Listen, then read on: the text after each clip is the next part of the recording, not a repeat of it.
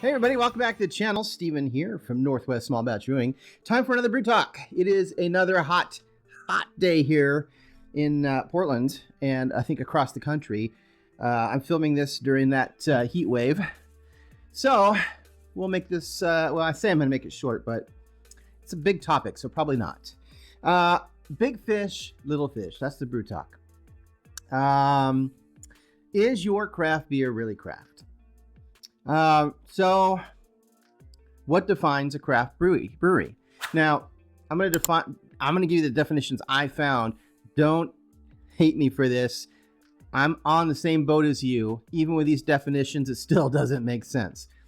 So a craft brewery is listed as a brewery that makes 6 million barrels or less of beer per year. Now, 1 barrel of beer is equivalent to 31 gallons of beer over here in the non-metric world. And 31 gallons then times the maximum 6 million that they're allowed is 186 million gallons per year of beer to be called a craft brewery. Now, if you ask me, I don't know how you can consider that a craft brewery, but I guess you need more data. Like, you got to take the population of the United States and then how many people are actually drinking beer. You know, there's a lot of math that I don't want to do involved. Cheers. So then what's the definition, or the difference, I should say, between craft beer and microbeer? I mean, I remember, back in the day, it was just microbreweries. That's what we called them. Microbreweries, this is the easier one to define, to be honest. Microbreweries make less than 50,000 barrels of beer per year. Now, remember, a barrel is 31 gallons, so 31 gallons times 15,000. That's still a lot of beer, but not nearly as much as what they call a craft brewery. So microbrewery makes less, basically. And then a craft brewery, this is sort of very gray area, if you ask me. There's another term you have to know, which is independent brewery. An independent brewery is a brewery that has ownership of at least 75% by the craft brewer. So you can't have a brewery that's owned or has partners in more than 25% of the business, because it needs to be majority owned by that craft brewer. So the reason that matters is because a craft brewery has to be an independent brewery. Beyond that, they just have to meet that earlier guideline of, what defines a craft brewery. So you can make a lot more beer as a craft brewery and be considered craft than a microbrewery. So in my opinion, and the funny thing is, I could be wrong, but I don't see the term microbrewery anymore, which is too bad, because I think that's they probably make better quality beer because they're making less of it and they have to charge more for it. But anyway, we'll get to that. So the reason this all came up is because I was looking at this report that Brewers Association put out. This is an annual report they put out on the top 50 earning breweries, like how much they make on their beer. And it was interesting to see like the biggest, craft brewing companies from last year. And the interesting thing is, when I was looking at Oregon and then I started looking at other places, there were these groups of breweries that were listed as Tilray beer. And I was like, geez, I've never heard of that. And so I started looking it up. So Tilray owns a bunch of breweries. Tilray owns Montauk, Good Supply, 10 Barrel Brewing. Now, this makes me sad because one of my favorite beers right now is out of 10 Barrel Brewing. Square Mile, Cidery, Truss Beer Company. Let me flip this. I've got all these notes because it's way too much information for me just to be able to rattle off to you. Let me give you the rest of who they own, because it's interesting. Alpine Brewing, Blue Point Brewing, Breckenridge Brewing, Green Flash Brewing, Red Hook, which should sound familiar. Shock Top, which should also sound familiar. Shock Top used to be owned by Anheuser-Busch. They were like the competition to Blue Moon. If that makes a little bit more sense.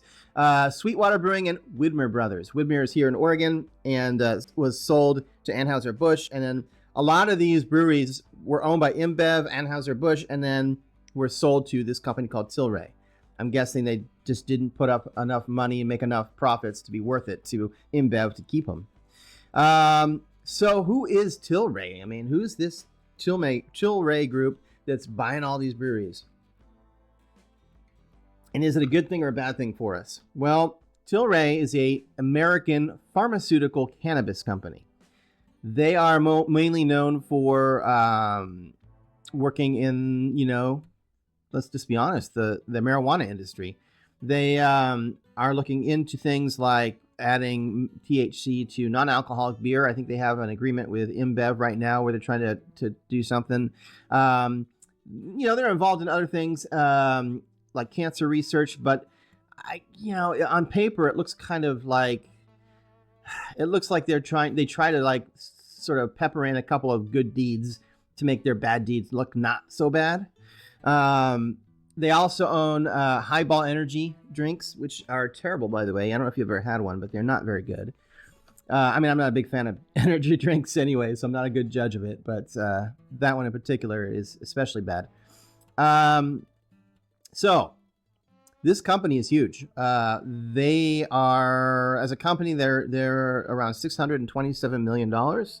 But what's really the number to look at is their 2024 projected EBITDA, which is $78 million. So what is that?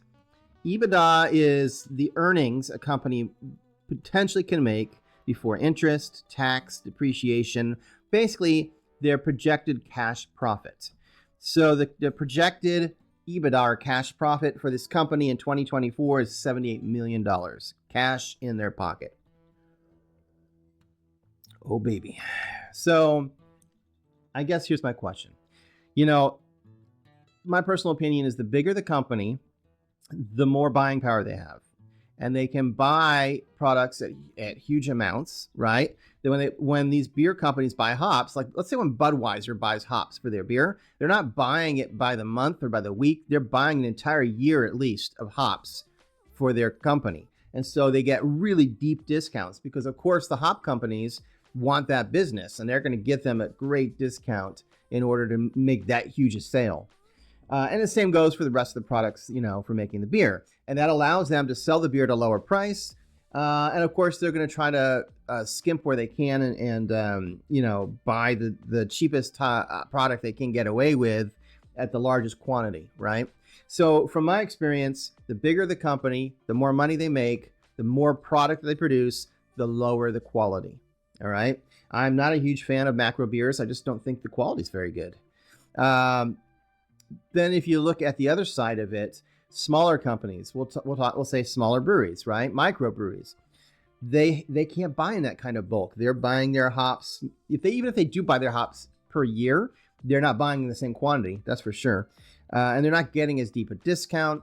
They're having to basically this is the other thing. I feel like microbreweries are more interested in the product itself than the money, and so they stay true to making a really good high quality product. It's going to cost more, but it's better quality over quantity, right? So that's my question to you. Do you prefer smaller craft beers because they have better quality even though they cost more, or do you just want a macro beer that's cheap but doesn't have the quality, as a craft beer? Anyway, that's all I've got. I just thought that was interesting. It crossed my email, and so I'll be back in another week for another video here. And until then, keep on brewing.